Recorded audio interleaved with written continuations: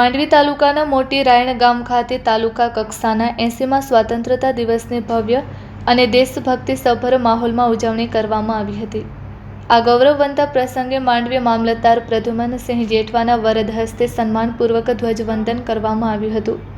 ઉપસ્થિત સૌ નાગરિકો અને અધિકારીઓએ આદરપૂર્વક રાષ્ટ્રધ્વજ તિરંગાની સલામી આપી હતી।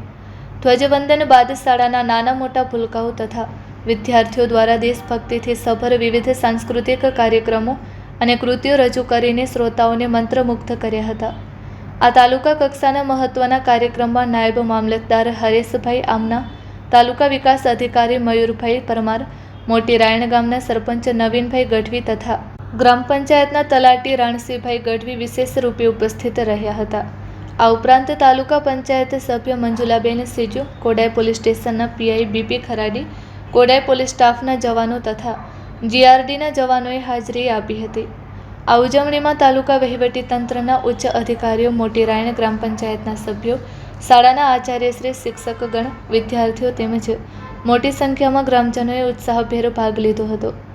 રિપોર્ટ બાય હાર્દિક ડોરુ, માંડવી। મારું નામ નવીન ગોપાલ ગઢવી, હું મોટી રાયણ જૂથ ગ્રામ પંચાયતના સરપંચ તરીકે હાલ ફરજ બજાવું છું।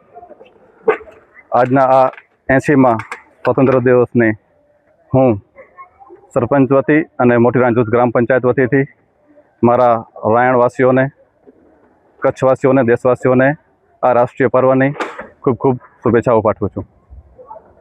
આજનો આ કાર્યક્રમ તાલુકા કક્ષાનો માંડવી મામલતદાર અને તાલુકા મેજિસ્ટ્રેટ શ્રી પીએ જેઠવા સાહેબના અધ્યક્ષસ્થાને અને તેમના નેતૃત્વમાં રાયણ યોજાયો હતો। તેમના હાથે રાષ્ટ્રધ્વજને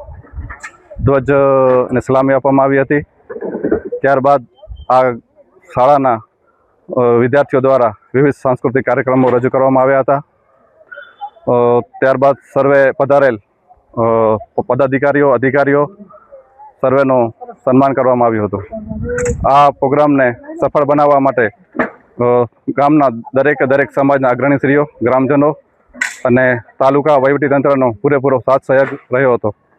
તે સિવાય શાળાના આચાર્યશ્રી, સ્ટાફગણ, માધ્યમિક શાળાનો સ્ટાફગણ હાજર રહી આ કાર્યક્રમને સફળ બનાવવા માટે પૂરેપૂરો સહયોગ રહ્યો હતો। અમારા ગામને તાલુકા કક્ષાએ આ કાર્યક્રમ યોજવા માટે મામલતદાર સાહેબશ્રી અને તાલુકા વહીવટીતંત્રએ પસંદગી કરી અને અમારા ગ્રામ પંચાયતને 5 લાખ જેવી મતંબર રકમ ફાળવેલી છે। તે બદલ પણ આપના માધ્યમથી હું સાહેબશ્રીનો અને તાલુકા વહીવટીતંત્રનો આભાર વ્યક્ત કરું છું।